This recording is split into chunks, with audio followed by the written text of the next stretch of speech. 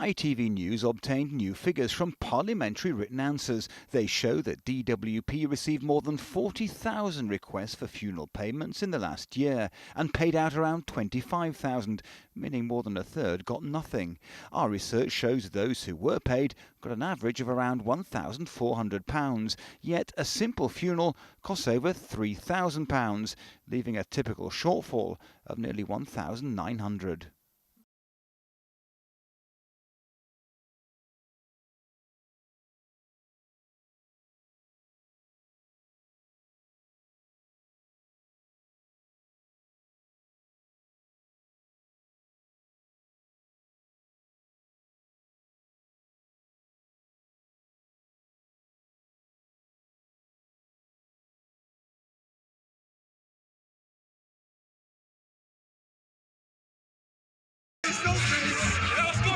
December 2016, the worst prison riot for 2 decades breaks out inside Birmingham jail. Officers are forced to retreat. Goodbye, son. Out of control, mate. Out of control. The inmates are left in control of 4 wings.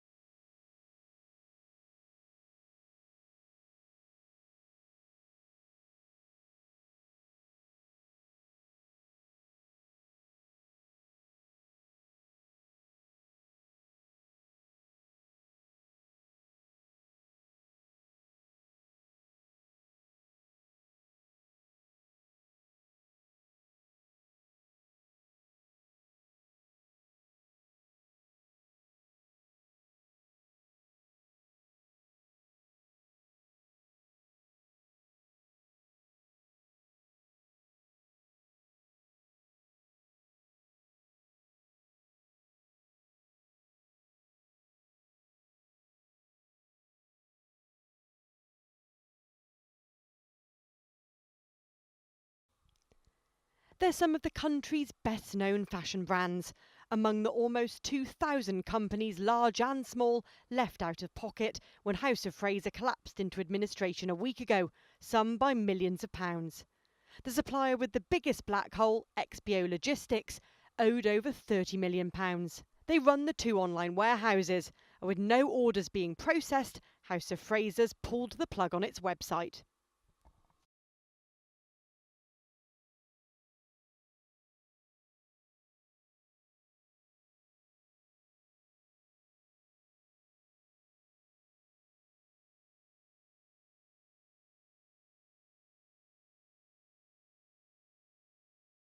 Now, local and central government spends over £250 billion on outsourcing to the private sector.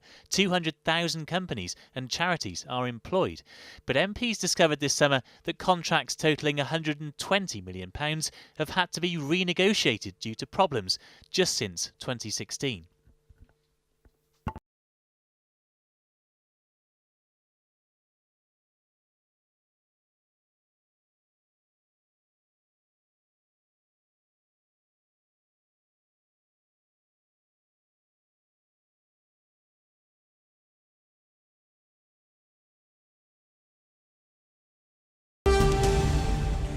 Welcome back. Emotional and sometimes painful family reunions have been taking place at an obscure coastal resort in North Korea today. Around 200 relatives were meeting for the first time since thousands of families were torn apart by the end of the Korean Civil War 65 years ago. Since the reunion programme began in 2000, more than 132,000 South Koreans have applied to take part. Only around 57,000 of those are thought to still be alive, though. The families get roughly 11 hours together over 3 days in strictly controlled meetings. More reunions are scheduled at the end of the week. Our Asia correspondent Demi Edward reports. For the past 20 years, it has been Michael Jackson's Thriller, but not anymore. Its replacement is another blast from the past. Take it easy, take it easy. Yes, the Eagles' greatest hits 1971 to 75 has eclipsed Thriller through streaming as well as paid-for downloads and sales. Thanks to songs like Take It Easy and Desperado, it has reached, if you can believe it, 38 million sales, and the album didn't even include Hotel California. Take it easy. Everything you need to know is here. And that's it for tonight. I'll be back tomorrow, but for now, good night and thank you very much. So concerned, the group that represents all hospitals in England have written a letter to NHS England accusing bosses of failing to prepare for a no-deal scenario. It reads, public health and disease control coordination could suffer with the entire supply chain of pharmaceuticals affected, and the Trust's work is being hampered, it says, by the lack of visible and appropriate communication. There have been 44 fatal fires since 2010, where it's suspected paraffin-based skin creams played a part. It's now known around 95% involved cigarettes. The fire victims have been aged from their late 60s to their 90s.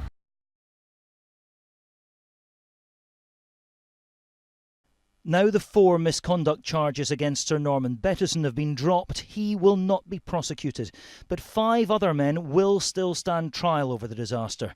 Former Chief Superintendent David Duckenfield, match commander on the day, faces manslaughter charges. Ex-police solicitor Paul Metcalfe and 2 ex-police officers, Donald Denton and Alan Foster, are charged with perverting the course of justice. And Graham McCrell, who was Sheffield Wednesday's company secretary and safety officer, is charged with breaking safety rules.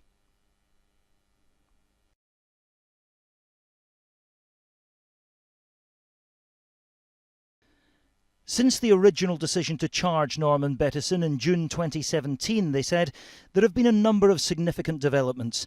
These include changes in the evidence of 2 witnesses and the death of a 3rd witness.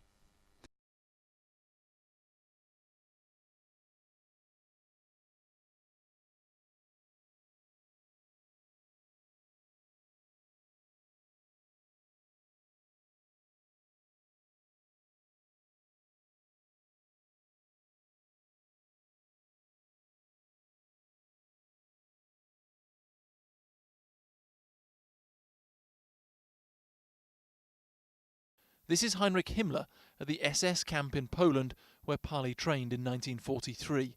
Pali went on to serve as a guard at the nearby labour camp, where 6,000 Jews were shot in one of the single biggest massacres of the Holocaust. He arrived in the US and was granted citizenship in 1957, after claiming he'd spent the war working on a farm. In 2003 that status was revoked, but it's taken until now for him to be deported.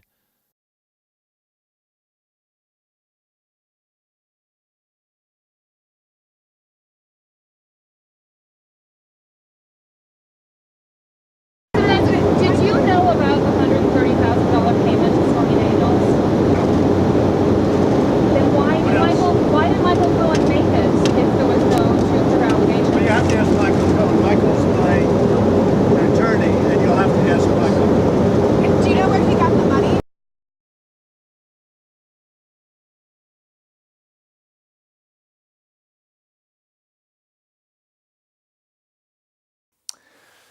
After 32 years in power, any leader is bound to be facing demands for change. But in Uganda, President Museveni is suppressing growing protests and has jailed the pop star turned politician who has been winning popular support. Indeed, there were riots on the streets of the capital, Kampala, yesterday. Uganda in East Africa gained its independence from Britain in the 1960s. The country's current president, Yoweri Museveni, came to power in 1986 after a guerrilla war. He was actually seen as a reformer by the West.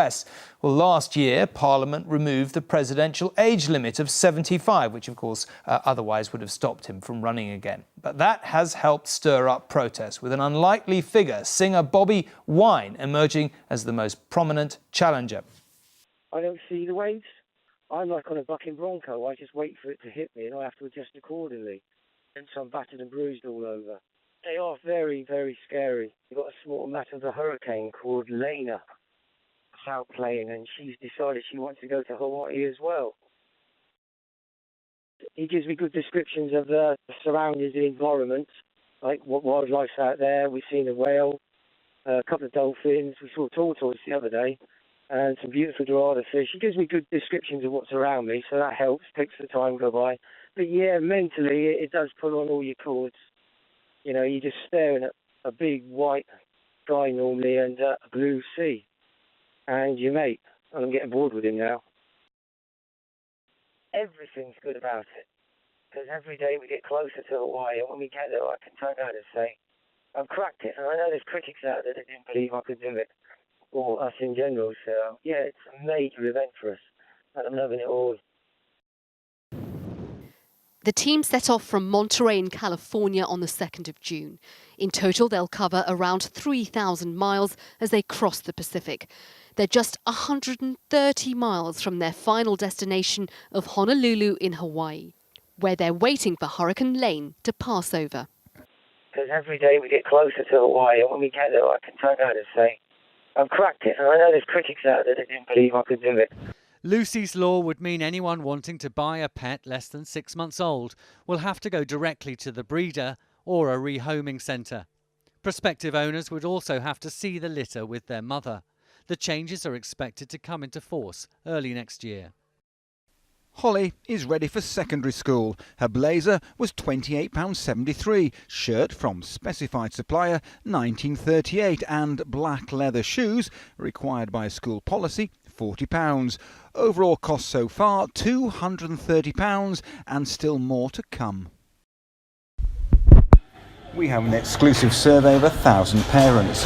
On average, they pay £340 for secondary school uniforms, rising to £410 if specific outlets have to be used. It's now £255 for a typical primary school uniform, increasing to £330 if specialist shops have to be used. These costs are putting 13% of parents in debt, estimated to be 1 million households.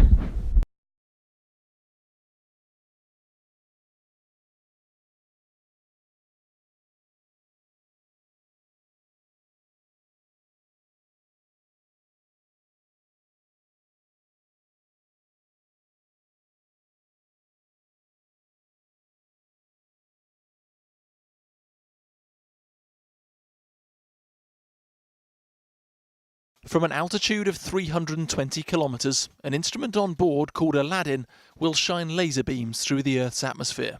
By monitoring reflections from gas and dust particles which move around, it will be able to measure wind speeds at every altitude all around the globe, including, importantly, at the tropics.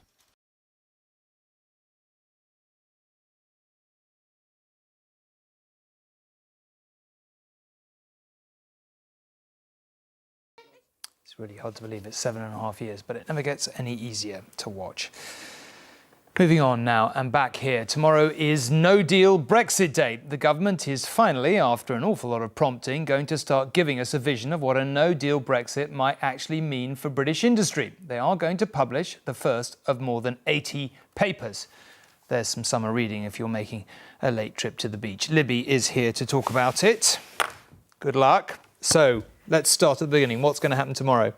Well, the government has been under pressure for some time to say exactly what might happen if we crash out of the EU without a deal, and it's starting to do so tomorrow. Could be the first of many no-deal Brexit days, because they're publishing just 4 out of a total of some 80 papers covering banking, farming, pharmaceuticals and medicine. I think it's the last of these which is likely to cause most concern. What happens, for example, to imported medicines? Take insulin. We import all the insulin that diabetics in this country use, 3.5 million of them, many of them insulin dependent, and it's imported under very controlled conditions. It's just one of the many drugs that a senior backbencher has told us she's extremely worried about should there be no deal. I think could be very serious indeed. Talking about very complex integrated supply chains, sometimes of products which can't be stored and have a very short shelf life and which aren't manufactured in the UK. So we're talking about diagnostic supplies, medicines, blood products, being able to get directly to the patient in a timely fashion. So we want to see the detailed planning that's going in to make sure that that can happen. OK, well, let's move through the list. What about farming? Well, there are many questions affecting British farming, but one of them is what happens to beef and lamb exports. Almost all exports in those sectors go to the EU, and frankly, many farmers are worried they'll be put out of business if there's no deal. Our big concerns about a no-deal Brexit would be that we could very suddenly and immediately lose that access to the EU market for British lamb. And at the moment, we would export about 35% of our UK lamb crop, and 96% of that volume goes into the EU. So a sudden loss of that market would be catastrophic for our industry. Not very cheery listening so far, isn't it? Let's try banking. Yes, is the London financial centre under threat in any way? Well, I think it's no secret that there's less harmonisation in services than there is in goods, but nevertheless there is an issue relating to data sharing. A lot of that is underpinned by EU law. So if we crashed out of the EU without a deal, there could be many people, for example, with insurance policies who would be affected. And I think overshadowing all of this is if these papers are quite gloomy, predicting that all sorts of things might happen that people were not expecting to happen when they voted for Brexit, there is a danger that there could also be a run on the pound. And holiday makers who, for example, didn't want to read these technical papers in any detail, they might notice the effect when they're changing their pounds into euros, for example. OK, Libby, thank you very much indeed. And we should probably say that... At risk, the 3.4 million tonnes of waste we send to the EU every year to be burnt for fuel, mostly used by the Netherlands, Germany and Sweden, and the 16 million tonnes of recyclable rubbish and scrap we export, mostly via Europe. Pretty substantial change in tone really now, and it is hard to accept that Syria's civil war has been going on for a hideous 7.5 years. It has been clear for a while that the endgame is approaching, but with Syria's President Assad sending reinforcements to surround the last rebel-held stronghold in the country, there is a sense that the final battle is about to begin. Tonight, we hear the voices of those inside the province of Idlib, now awaiting that onslaught. Their message to the outside world: please do not abandon us. As Assad's forces have retaken cities like Aleppo, surrendering rebel fighters have been sent to Idlib under a deal negotiated by the regime's ally, Russia. Not surprisingly, therefore, the province is now home to more than 2 million people, including 70,000 fighters from more than a dozen rebel factions. Surrender seems, therefore, an unlikely outcome. Well, impeachment is a political rather than a criminal process, and for Mr. Trump to be successfully impeached, members of Congress in effect need to vote him out. At this precise moment, it is hard to see that happening, but if it did, here is how. Under the US Constitution, there are 3 impeachable offences of treason, bribery, and the more opaque, and you might say political, high crimes and misdemeanours. The House of Representatives, which is currently, of course, controlled by Trump's Republican Party, would have to accuse the president of one of those crimes. They essentially would act as the prosecution. Any action requires majority support from the House, so there would either have to be a significant Republican revolt or impeachment proceedings could be triggered after November's midterm elections if the Democrats regain control. The last president to be impeached in this way was Bill Clinton. He was accused of obstructing justice by lying under oath about his sexual relationship with Monica Lewinsky. But Clinton was found not guilty in the end in the Senate. So senators would essentially act as judge and jury on any Trump impeachment, and here there is a higher bar of a 2/3 majority. But if, and of course it's a big if, carried in the Senate, the 45th president would be the first to be thrown out of office in this way. Nixon, of course, resigned before he could be impeached, and Vice President Mike Pence would be installed in the White House until 2020. In the first 6 months of this year, 5 people died after taking DNP, the same number that were killed in the whole of 2016 and 17 put together. 1 in 6 users have ended up dead, making it one of the deadliest substances referred to the National Poison Service. Grades are awarded numerically from 9 at the top down to 1, replacing the traditional ABC system. 4, broadly similar to a C, is considered a standard pass. 5 is described as a strong pass, while 7 and 8 replace A and A star with a new top grade of 9. 66.9% of students received a C or grade 4 or above, an increase of 0.6% on 2017. The proportion of top grades has risen to 20.5%, up 0.5% on last year. and the gap between girls and boys getting grade A or 7 and above has also narrowed since last year. 23.7% of girls got the top grades and 17.2% of boys, a gap of 6.5% compared to 7.3% a year ago.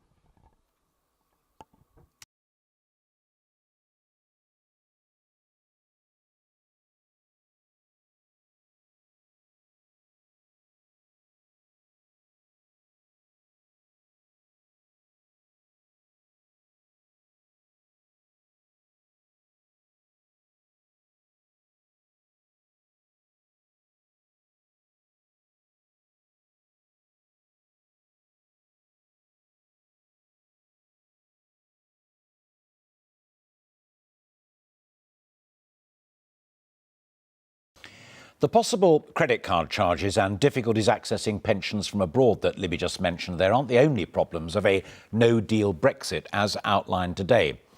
If you're ordering parcels online worth less than £135, they would no longer be eligible for VAT relief. That might be passed on to customers.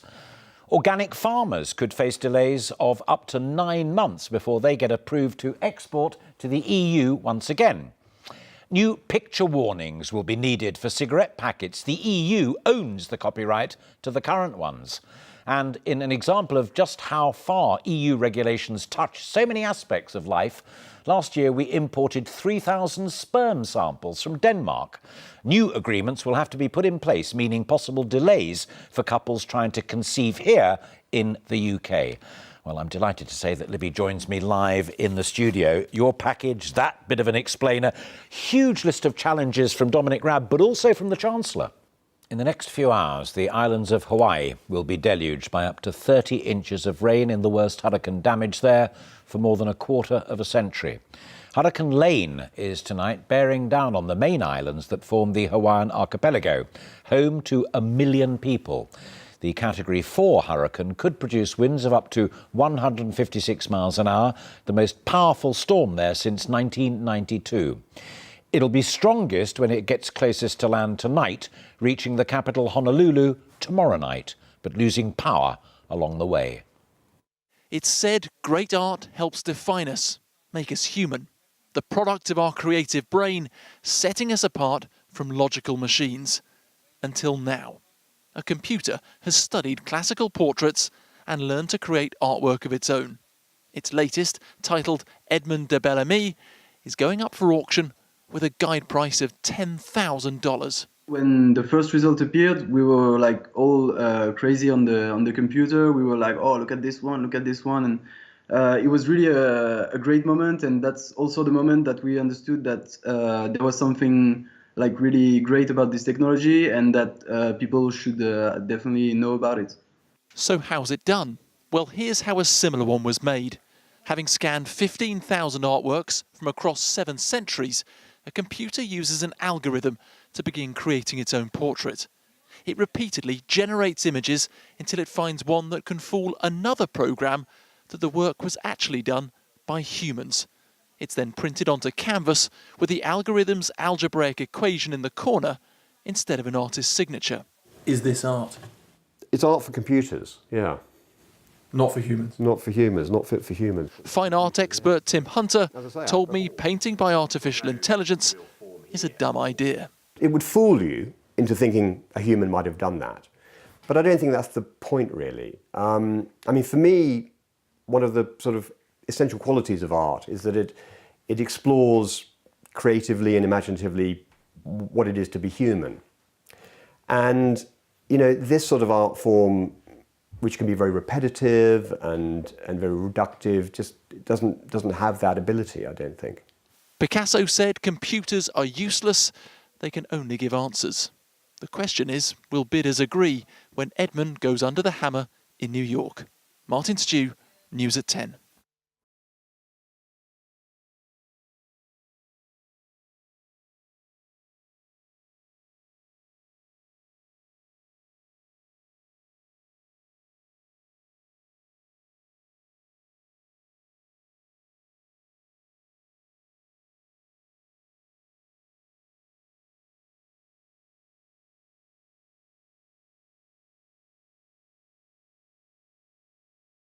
The five-star hotel is on the Red Sea's northeastern coast in the Hurghada resort.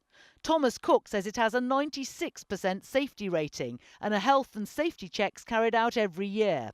87% of its customers who've stayed there would recommend it, and it scores 4.6 out of 5 on the TripAdvisor website.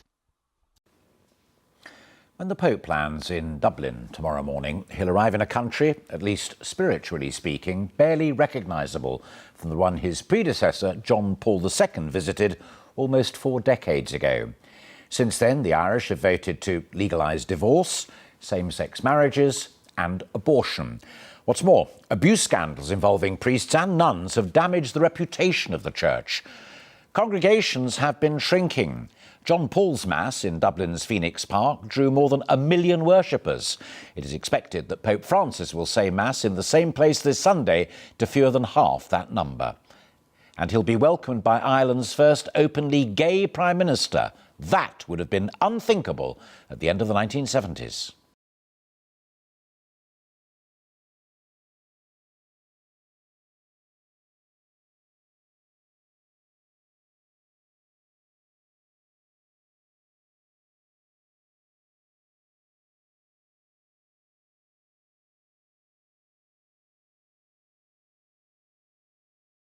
With the streets cordoned off to avoid a repeat of last month's violence, Zimbabwe's Constitutional Court today ended weeks of legal wrangling. It threw out a legal challenge to Emmerson Mnangagwa's victory in the presidential election. 5.5 million electors took part in the vote at the end of last month without Robert Mugabe's name on the ballot paper for the first time in nearly 4 decades. 4 days later, the new ZANU-PF leader, Emmerson Mnangagwa, was announced the winner, but by less than 1% and amid accusations of election fraud. EU observers warned at the time the poll was held on an unlevel playing field. As violence erupted on the streets of the capital, opposition candidate Nelson Chamisa immediately lodged a legal challenge to the result. With that dismissed today, Sunday's inauguration can now go ahead. Today's win in the Lonsdale Cup earned Stradivarius more than £127,000. Add the £1 million bonus for his 4th win in 4 races, and he's easily eclipsed the winner's purse in every other British race this year. The winner of the top-paying Epsom Derby made only £850,000.